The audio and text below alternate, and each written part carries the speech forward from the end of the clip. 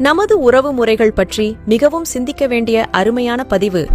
அண்ணன், தம்பி, அக்கா, தங்கை, சின்ன அண்ணன், பெரிய அண்ணன், சின்ன அக்கா, பெரிய அக்கா, சித்தப்பா, பெரியப்பா, அத்தை, மாமா, மச்சான், மச்சினி, அண்ணி, கொழுந்தனார், நாத்தனார், தாய்மாமன், சித்தப்பா பையன், சித்தப்பா பொண்ணு, பெரியப்பா பையன், பெரியப்பா பொண்ணு, அத்தை பையன், அத்தை பொண்ணு, மாமன் பொண்ணு, மாமன் பையன்.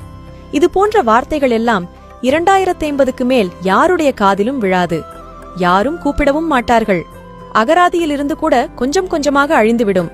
காரணம், ஒன்னே ஒன்னு, கண்ணே கண்ணு என்று ஒரே ஒரு குழந்தை மட்டும் போதும் என்று முடிவெடுக்க ஆரம்பித்ததுதான்.